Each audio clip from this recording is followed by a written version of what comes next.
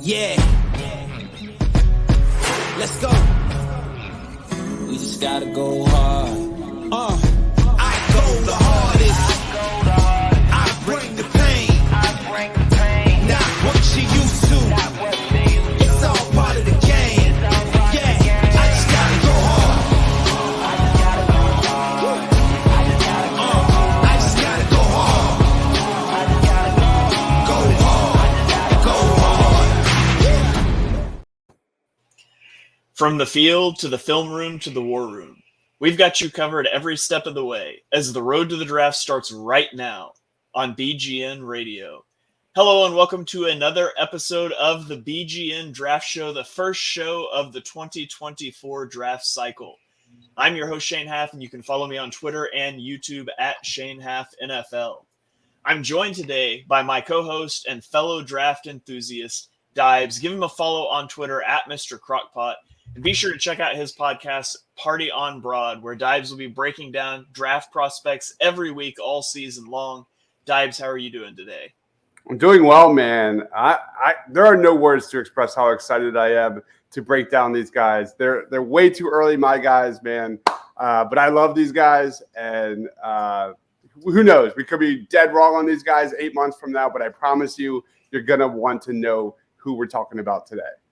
Yeah, Deibs guys are important to pay attention to because if I remember correctly, one of Deibs guys last year was Tanner McKee.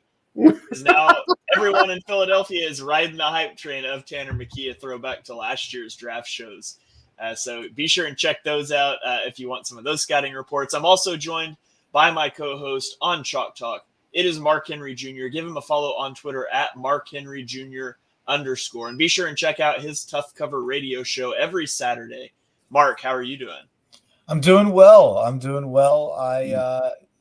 feel like Deibs, I really just want to clear out and let Deibs cook. I might just back out right when we start and let Deibs go top 10 and back out. But no, I'm joking. I definitely have a couple of these guys that are on my list that are primarily just because how much I loved them last year. And I'm hoping they build on that.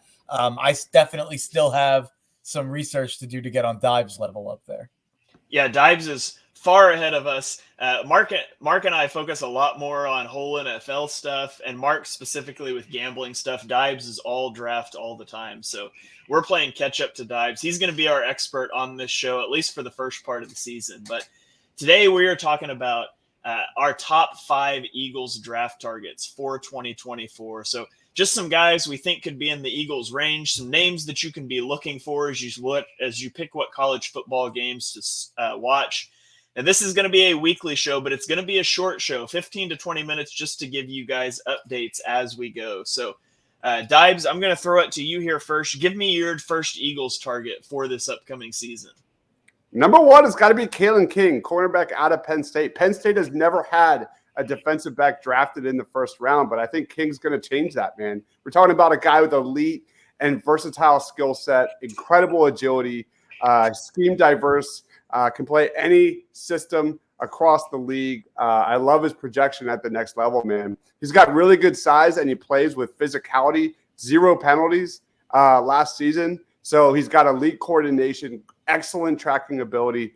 Currently, I have Kool-Aid McKinstry as my number 1 cornerback in this draft as of right now. And obviously, Penn State's season will go as far as Drew Aller takes them this year. But I expect huge things out of Kalen King, Chop Robinson, Abdul Carter out of that Penn State defense. So I think Kalen King is the real deal and could really challenge the rights of CB1 in this draft.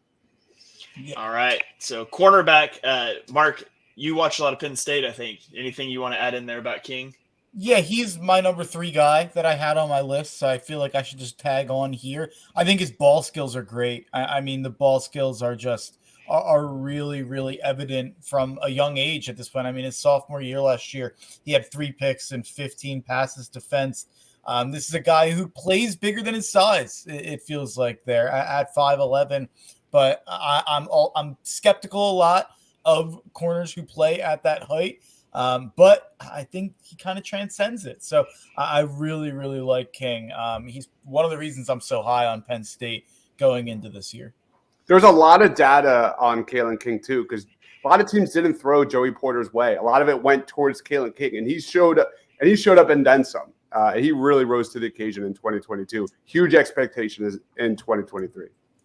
All right, I'm up next. I'm going to throw out offensive tackle out of Alabama because the Eagles love to draft out of the SEC and they love to draft in the trenches. It's J.C. Latham. He was a 5-star recruit. He played 142 snaps in 2021 for Alabama, mostly at right guard. In 2022, he played right tackle for over 800 snaps, and he allowed 0 sacks and only 1 hit. So I don't know if you know a team that has a really good right tackle that's approaching retirement age, but I think the Eagles might be interested. He's a great mover for his size and a top-end pass blocker. I think he's a guy to keep an eye on.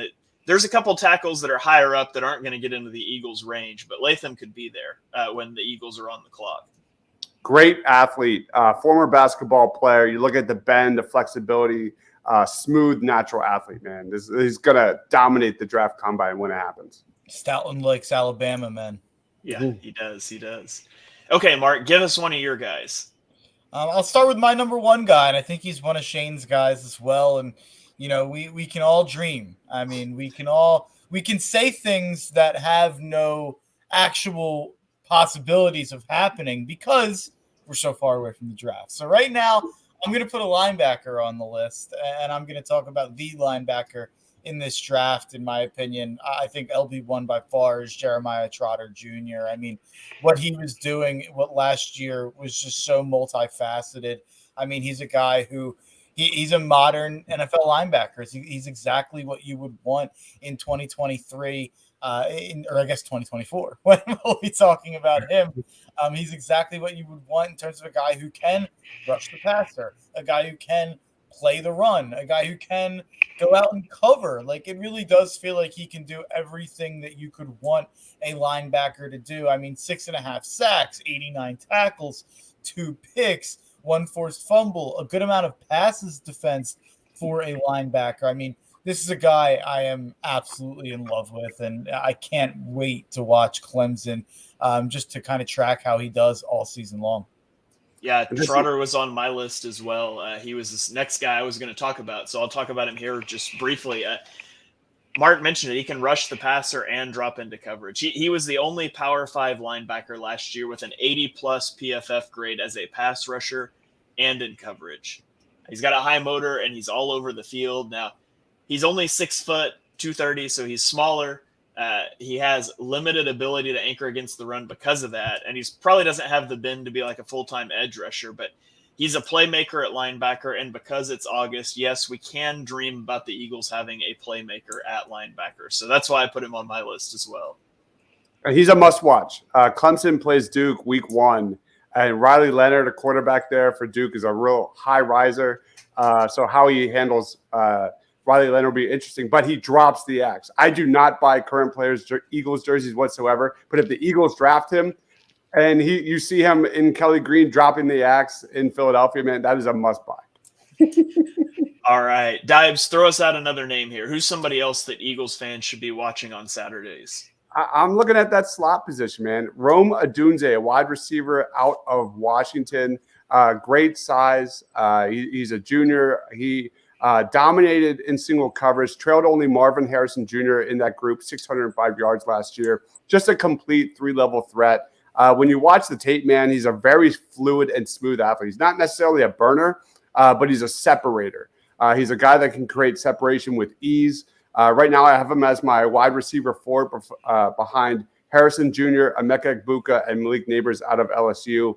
But I expect this guy to have astronomical numbers behind Michael Penix Jr. in his chase for the Heisman. I see this guy definitely as a back end of round 1 dude, and I would love to see this guy in the slot because I don't expect Quez to come back. Some team is going to give him more money than the Eagles are willing to commit. So for me, Rome Odunze. All right. Mark, I'll throw it to you here. I think that puts you up again. Who's another guy that you've got on your list? A guy that Dives just mentioned, and I'll stay at the same position at receiver. And a lot of attention will be paid to Marvin Harrison Jr. all year long, and it should be. I mean, the guy is a historically good prospect, not just at the wide receiver position, but in general as an NFL draft prospect. He's going to be that good this season. And I think he's going to be that good as an NFL player.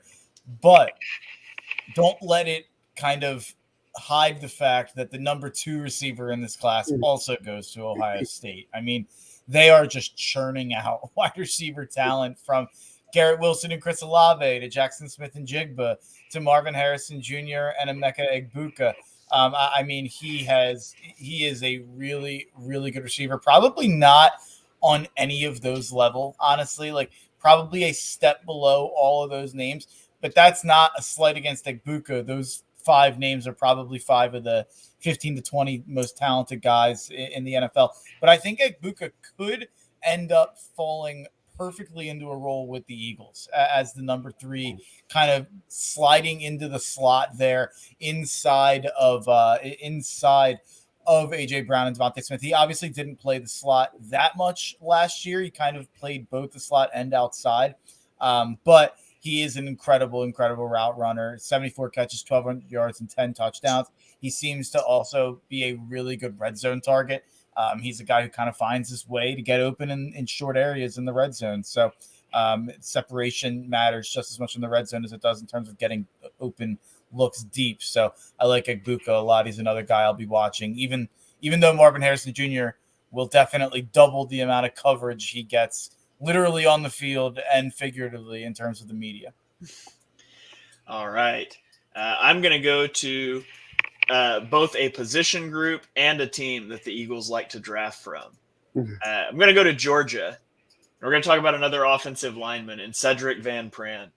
6'4", 310 pounds. He was a 4-star recruit. He's a 28-game starter at center for Georgia. In those 28 games, he's given up 1 sack. And he's given up 16 hurries. Now, you might say, why would the Eagles draft a center? They just drafted a center, Cam Jurgens. Well, I don't know if you remember when the Eagles just drafted a center in Landon Dickerson, who then played guard and stayed at guard. And if you rewind a little further, I don't know if you remember when they drafted another guy that was going to be a center in Isaac Seumalo. The Eagles have been trying to replace Jason Kelce for like 8 years now, and he just keeps not retiring and playing at a high level. But eventually, Kelce's going to retire. Cedric Van Pran could be a great guy to plug in, especially if Cam Jurgens thrives at right guard. He is a smart player. He is a good mover in the run game. He's not Jason Kelce, but he's a good mover. But don't mistake that as me saying he's a finesse player. He is a mauler in the running game. And so he would be a fun guy to watch on this offensive line. I think that's definitely a direction the Eagles could look to go. Number 1 center in college football right now. And we all know how I feel about falling in love with good center prospects. Well, Shane, the thing that I have to say is it's just not very realistic for the Eagles to draft a player from Georgia. We all know that's just not in their MO. Yeah, I mean, and they don't draft linemen either, so it's probably a pipe dream. All right, Dibes, throw us out another name on your list. I want to talk about a really fun one. He is Kingsley Suamataia, an offensive tackle out of BYU. You guys know I'm a trenches guy. I know Howie always has his eye on these dudes. Former 5-star recruit, 6'6", 315 pounds, wide, dense frame, excellent athlete. He's moving to left tackle to replace Blake Freeland, who absolutely destroyed the combine. I know he's very raw, but his tools are through the roof, and so are Suamataia's.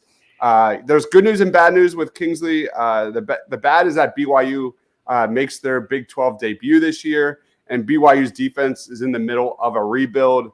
It is a bad defense, to be honest. But the good news is you're going to get a lot more tape of Kingsley going up against better edge rushers like the Baron Sorrells and things like that. So right now I have Fashanu and Joel as that elite tier. Then I have Latham just a tier below that, with Kingsley being a tier below that. So I think this guy is definitely in the cards right now at the back end of round 1. And if he's available in the first round, I think the Eagles snag him up, and I'm doing backflips. All right. Heavy offensive line tendencies here. Mark, do you have an offensive lineman for us? Who's your next guy here? I don't. I stayed away from the offensive line because you sickos I knew would put a bunch of O-linemen on there. So I tried to go a little sexy with my positions instead of the big maulers. Okay, well, who's your next guy on your list then? I'll go back to corner. And I debated whether or not we should do this, and you guys told me to kind of go ahead and talk about him. And it's a good point. A lot of the times we assume a guy is going to be a top 5 pick in the preseason, and then, how many times have we seen a guy underperform and not even go in the first round after we think he's going to go that high? So I'm going to go. Cough. What did you say? Said cough, Eli Ricks, cough. Yeah. Last year was considered a first-round pick and then went UDFA, and he's now in Philadelphia getting pick 6s in the preseason. So you never know what could happen. It's happened to a couple linebackers at Alabama too. Christian Harris. I know Henry To'oTo'o. And so I'll stick at Alabama, and maybe it'll happen again. But Kool-Aid McKinstry is the guy that I'll bring up. I mean, this guy just has incredible instincts at the cornerback position, plays really, really fast, and he's played big games at a high level for 2 years now at Bama. 35 tackles, 1 pick, 15 passes defense. I'm not sure if he has tremendous ball skills. Like, I think with Kalen King, I have Kalen King above him because I think I feel better about Kalen King's ball skills, even if he is 2 inches shorter than McKinstry. But I do like McKinstry a lot. We've seen McKinstry go against the best receivers that the country has to offer in the SEC at Alabama. So McKinstry feels like he's playing at an NFL level already. And obviously there's some things to refine this year.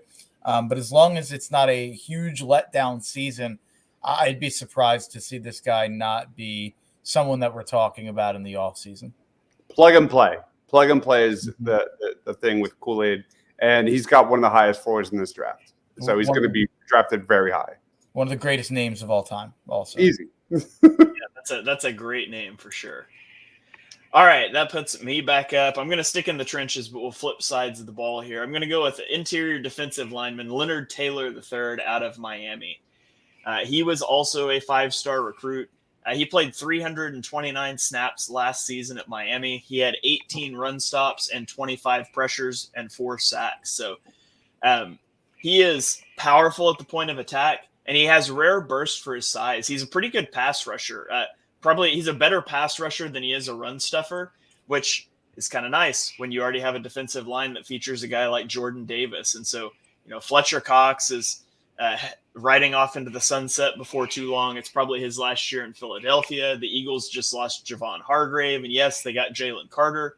Howie Roseman doesn't think you can have too many defensive linemen. So Leonard Taylor III would be a slam dunk pick as an interior pass rusher if he were to fall to the Eagles there. So he's another guy that fans should keep an eye on this season. They cannot take a defensive tackle in the first round. They can't do it 3 straight years. I love Jalen Carter. But yeah, that would be insane, in my opinion. I'll just say that. I remember Mark saying they can't take a defensive tackle in the first round 2 years in a row. Well, no, Jalen Carter transcends that. We all knew that. Jalen Carter. I was saying that about like Brian Brzee and Kalijah McCansey. Yeah. Who knows?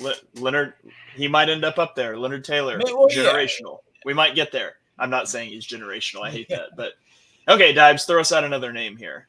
All right, I'm going to go to the Big Ten, Junior Colson linebacker. I think this is one of the more fun stories of any prospect in this year's group. He was born in Haiti. After his father passed away, he was 7 years old and adopted. He moved to Tennessee at the age of 9.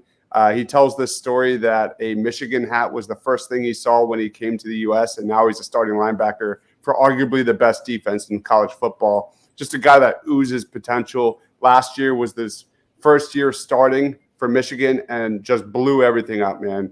Has one of the lowest missed tackle percentages in the class, a rangy run defender.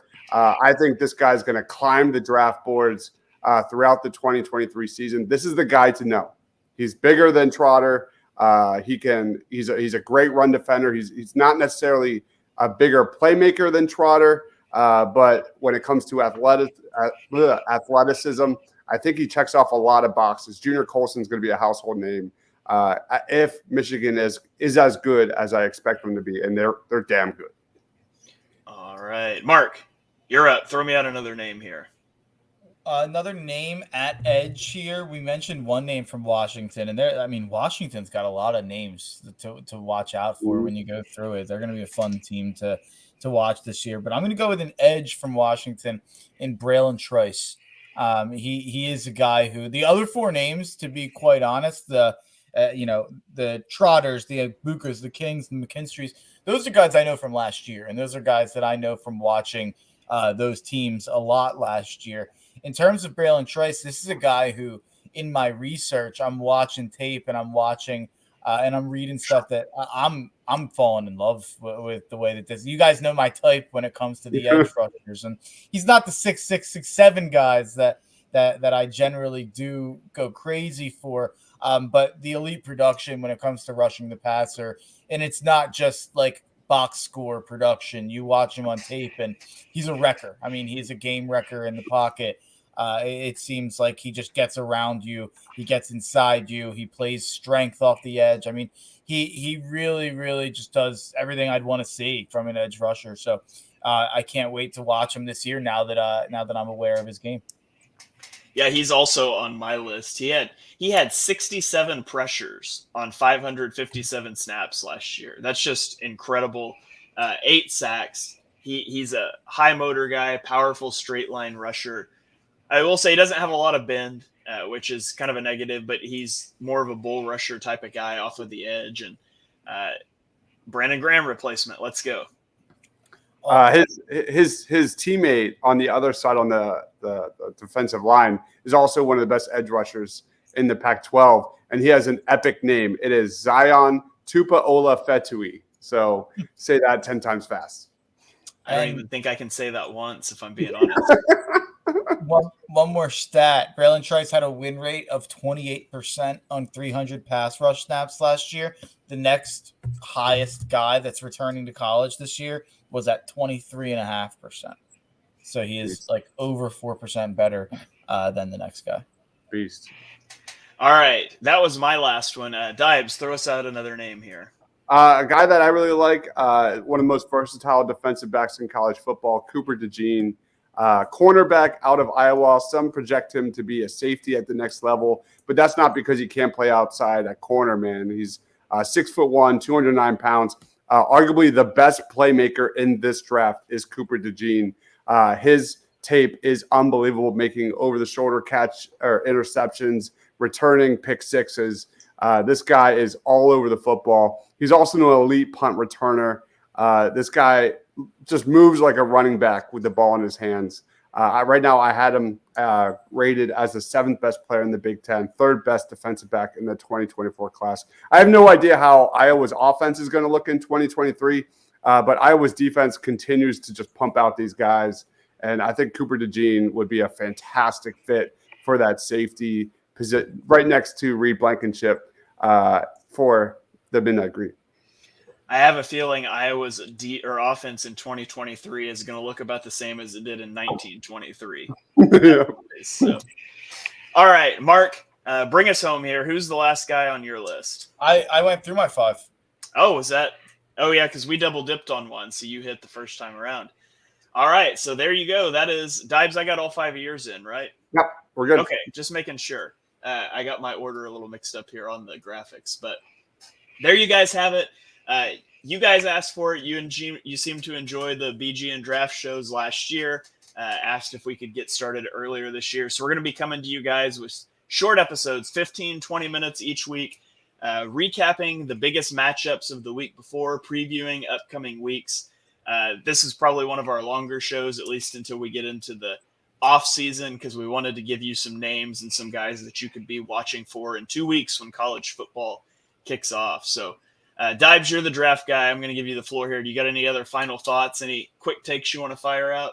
No, it's just an amazing year in college football. It is extremely deep at several positions.